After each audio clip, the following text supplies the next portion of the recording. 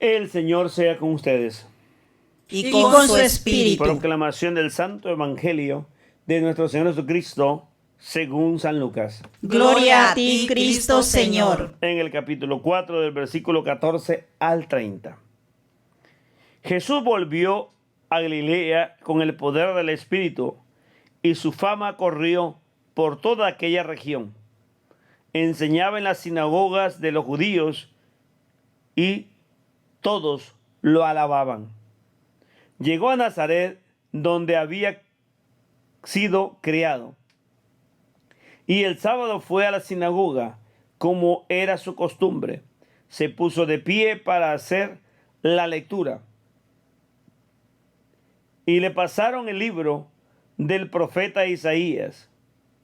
Jesús desenrolló el libro y encontró el pasaje donde estaba escrito: El Espíritu del Señor está sobre mí.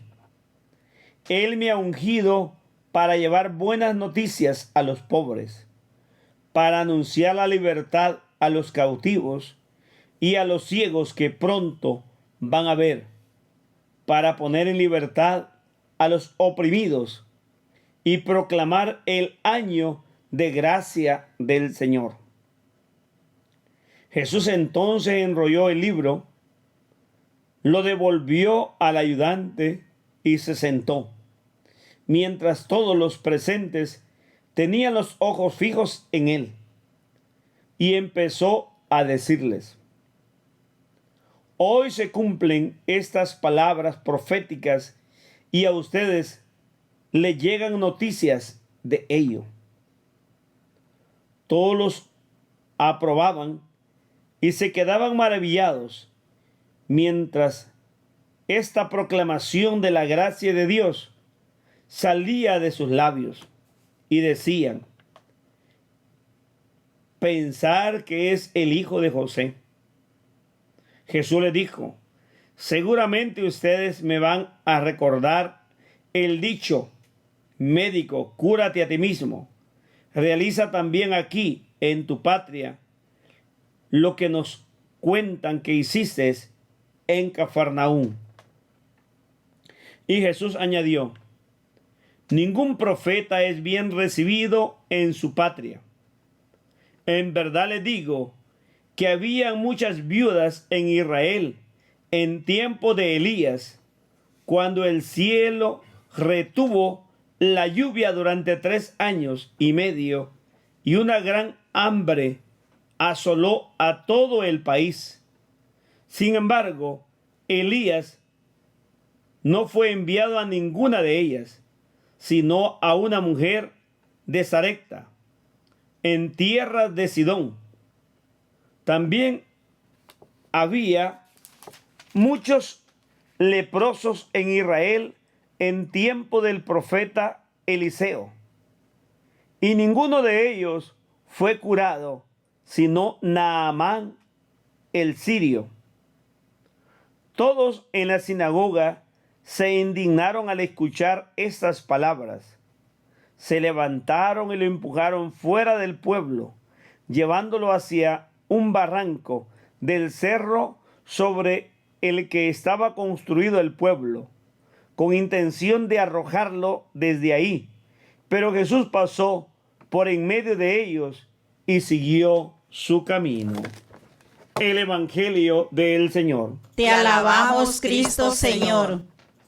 Jesús, que ha vencido todas las pruebas de Satanás con la fuerza del Espíritu Santo, ha hecho cantidad de milagros por toda la región de Galilea. Ha llegado hoy a la sinagoga en su tierra. Al entrar en la sinagoga y recibir el rollo de la Sagrada Escritura y abrir la parte del profeta Isaías, que dice: el Espíritu del Señor está sobre mí, porque Él me ha ungido y me ha enviado a proclamar el año de gracia, a liberar a los cautivos. Si todos tuviéramos esta conciencia del año de gracia del Señor, y que en este mundo no solo podemos pensar en la parte espiritual del ser humano, sino todas aquellas ataduras que lo ligan a no tener libertad. Por ejemplo, la iglesia hoy callada, en su mayoría, la gran iglesia, la iglesia mayor en este país, mientras se persigue a los inmigrantes, a los indocumentados.